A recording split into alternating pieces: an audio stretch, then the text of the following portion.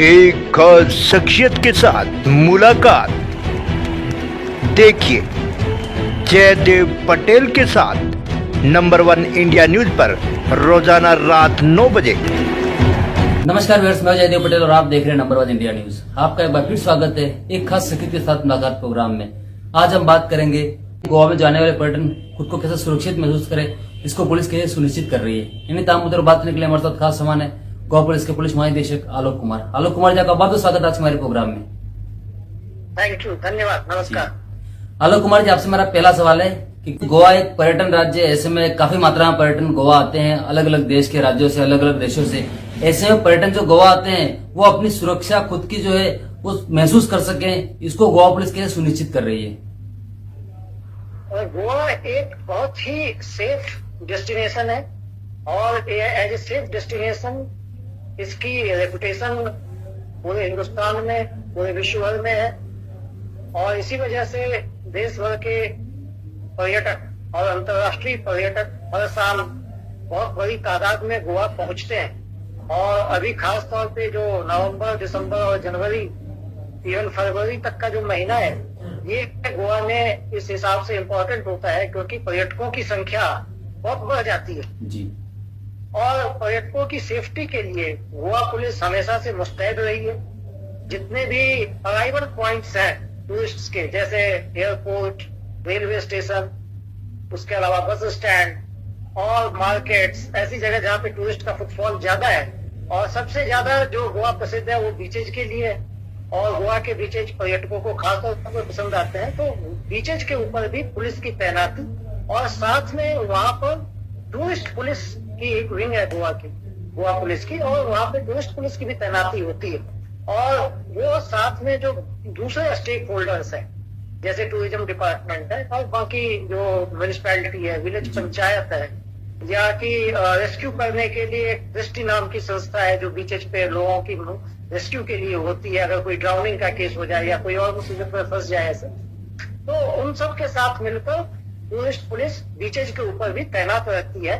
और मैं आपको बताऊं कि शायद ही कोई ऐसा दिन जाता है जिस दिन बहुत सारे टूरिस्ट्स की अलग अलग तरीके से गोवा पुलिस मदद नहीं करती हो। और इसको हम सोशल मीडिया पे भी साझा करते हैं। जो हमारे लोग अच्छा काम करते हैं उनको इनाम भी देते हैं ताकि उनका हौसला भी बना रहे। और इसके अलावा अगर आप देखें तो एक समस्या जो टूरिस्ट को आती है वो टाउट्स की आती है।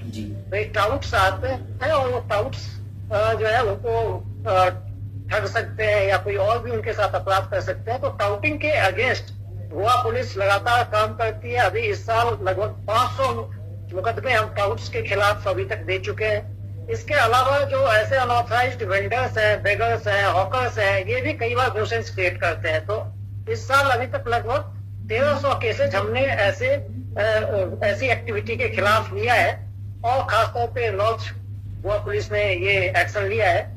इसके अलावा जो और स्टेक होल्डर्स हैं, जैसे होटल्स हैं, गेस्ट हाउसेज हैं, रेस्टोरेंट है, टैक्सी एसोसिएशन है, शैक के ओनर्स हैं, वाटर स्पोर्ट्स चलाने और गतिविधियां करने वाले जो लोग हैं, इन तमाम के साथ गोवा पुलिस कंटिन्यूअसली मीटिंग करती है। और जो टूरिस्ट्स के कंसर्न है जो हमारे तक पहुंचते हैं, उन सब कंसर्न के ऊपर उनके साथ मीटिंग करके और उन समस्याओं को सुलझाने का प्रयास गोवा पुलिस पूरा एक्टिवली करती है। और इसके अलावा कुछ ऐसी जगह है जहाँ पे बहुत देर रात तक भी पर्यटक यहाँ घूमते हैं, बेखौफ घूमते हैं। वैसी जगहों पर खास तौर पे जब ये टूरिस्ट सीजन आता है उस समय गोवा पुलिस अतिरिक्त पुलिस बल की तैनाती करती है।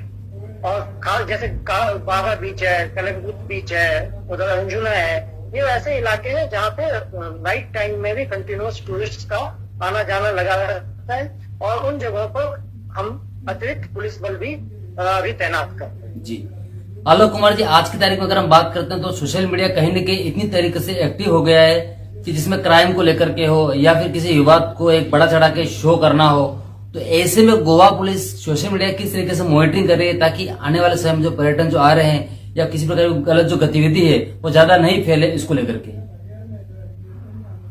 ये सोशल मीडिया एक इतना इम्पोर्टेंट हिस्सा हो गया है हम लोगों की जीवन का, क्योंकि हर तरह के पोस्ट उस पे आते रहते हैं। कई जेन्युइन पोस्ट होते हैं, कई बार कुछ ऐसी पोस्ट होती है जो भ्रामक जानकारियां भी फैलाती हैं।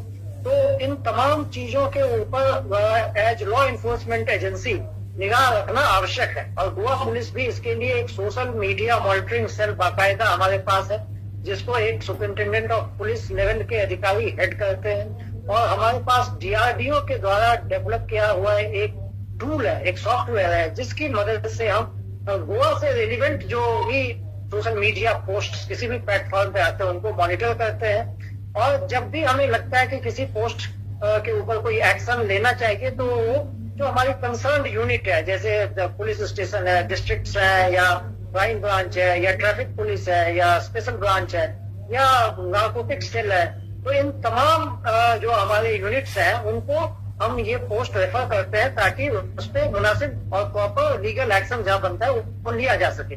और जहाँ पे हमें लगता है कि कोई ऐसी पोस्ट है जो कि सही जानकारी नहीं दे रही है या जिसकी वजह से कोई और भी होने का अंदेशा है, तो वहाँ पे हम उसका खंडन भी करते हैं और बाकायदा वो सही जो जानकारी है वो भी सोशल मीडिया प्लेटफॉर्म पर डालते हैं, ताकि लोग उस जो भी भ्रामक पोस्ट है उसके उसमें ना फंसे।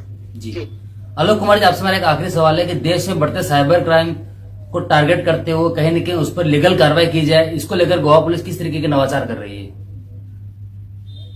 साइबर क्राइम एक और ऐसा क्षेत्र है जिसपे लगातार लॉ एनफोर्समेंट एजेंसीज को काम करना चाहिए अब मजबूत होने के लिए, क्योंकि वहाँ पे साइबर स्पेस में क्राइम कंटिन्यूअसली पिछले सालों में बढ़ता गया और उसकी रोकथाम के लिए हमें खुद को मजबूत बनाना बहुत जरूरी है। एक मजबूत संस्थागत ढांचा अगर पुलिस बल के अंदर होगा तब हम इस चुनौती को ढंग से निपट सकते हैं। और इसीलिए हमने साइबर यूनिट की स्ट्रेंथ पिछले 4 महीने में डबल से ज्यादा की है।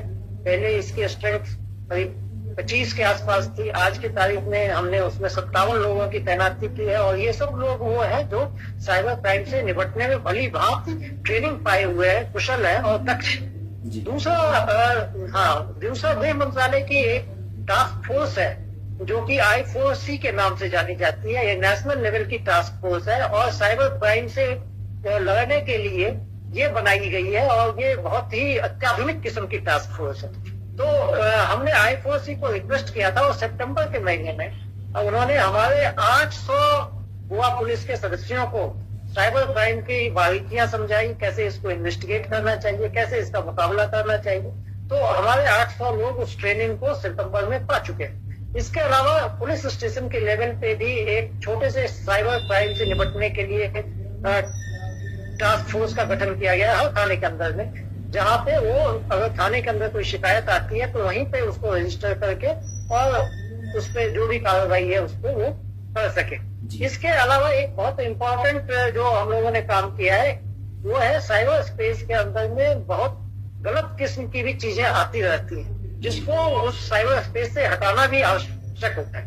तो इसके लिए एक IT एक्ट में 79(3)B क्लॉज है जिसके तहत इस तरह की जो भी सामग्री है उसको हटाने के लिए अधिकारी को, जो भी स्टेट गवर्नमेंट है वो किसी अधिकारी को तैनात करती है और वो उसके पास ये पावर होती है, ये इख्तियार होता है कि वो उस सामग्री को वहां से हटाने के लिए जो भी सर्वर है उसको रिक्वेस्ट कर सकता है, जो भी सर्वर ऑन करते हैं उनको रिक्वेस्ट कर सकता है, या कोई जो पोस्ट है जिस प्लेटफॉर्म पर उसको होस्ट किया गया उस पोस्ट को, उस प्लेटफॉर्म को भी हम रिक्वेस्ट कर सकते हैं। तो इसके लिए अभी हाल ही में मैं गोवा सरकार का धन्यवाद करना चाहूंगा कि उन्होंने SP साइबर क्राइम को नोडल ऑफिसर तैनात कर दिया है। इसलिए अब हमारे SP साइबर क्राइम के पास ये पावर है कि इस तरह की सामग्री को वो हटवा सके।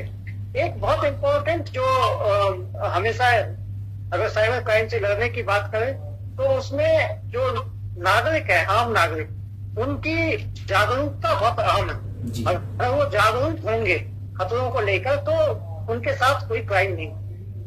ये क्योंकि शुरुआत वही होती है जब हमारे लोग, हमारे जो शहरी हैं, सिटीजन्स हैं, उनको ये मालूम नहीं होता कि एक्चुअली उनके साथ साइबर क्राइम की घटना हो रही है। उनको कोई कॉल आती है मान लीजिए और उनको धमकाया जाता है कि साहब आपके पार्सल में ड्रग है और आपको हम अरेस्ट कर देंगे या आपके खिलाफ वारंट जारी कर देंगे, या आपके आधार के साथ आपके बैंक अकाउंट के आधार पे कोई मनी लॉन्ड्रिंग हो रही है इसलिए आपको अरेस्ट किया जाएगा। इस तरह से और भी बहुत तरीके हैं ये साइबर क्राइम के तो हमारे जो सिटीजन्स है उनको ये मालूम नहीं होता है कि ये एक्चुअली उनके साथ फ्रॉड हो रहा है।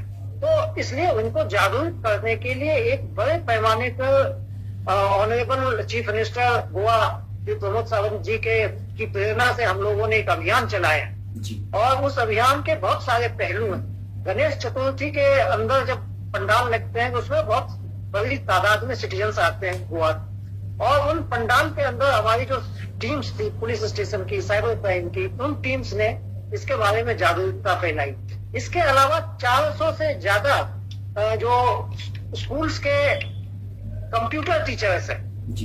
पूरे गोवा में, अलग हर स्कूल के जो अंदर कंप्यूटर टीचर्स हैं, जो एजुकेशन डिपार्टमेंट के स्कूल्स हैं, उनके टीचर्स को साइबर क्राइम की हमारी टीम ने ट्रेन किया है, ताकि वो जो बच्चे हैं और जो बाकी टीचर्स हैं उनको भी ये बता सके कि किस तरीके से साइबर क्राइम से बचा जा सकता है, क्योंकि वो भी एक जागरूकता फैलाने का अहम माध्यम है।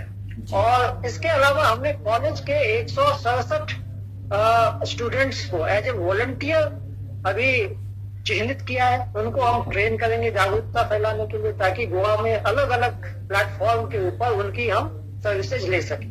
इस तरीके से, और आप देखें जो हमारे सोशल मीडिया प्लेटफॉर्म्स जितने भी गोवा पुलिस के हैं, चाहे फेसबुक है या ट्विटर है या इवन हमारा एक व्हाट्सएप चैनल है, एक यूट्यूब चैनल है, उस पर साइबर क्राइम से बचने के लिए जागरूकता का जो मटेरियल है वो कंटिन्यूअसली हम डालते रहते हैं, ताकि जो सिटीजन्स हैं वो जान सके, अवेयर हो सके। और ऑब्वियसली प्रिंट मीडिया और इलेक्ट्रॉनिक मीडिया का भी हम इस्तेमाल करते हैं, एज ए पार्टनर उनको साथ में हम लोग लेते हैं, ताकि उनके माध्यम से भी हम लोगों को आगाह कर सके।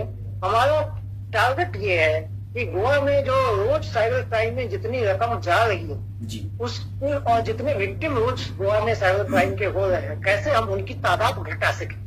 और इसके ऊपर इस तरीके से एक मल्टी डायमेंशनल अप्रोच के साथ गोवा पुलिस कंटिन्यूअसली काम कर रही है, और हमें उम्मीद है कि हम इसकी रोकथाम में सफल जी। आलोक कुमार जी, आपने हमारे लिए समय निकाला और महत्वपूर्ण जानकारी हमारे साथ साझा करी, उसके लिए आपका बहुत बहुत धन्यवाद। थैंक यू, धन्यवाद।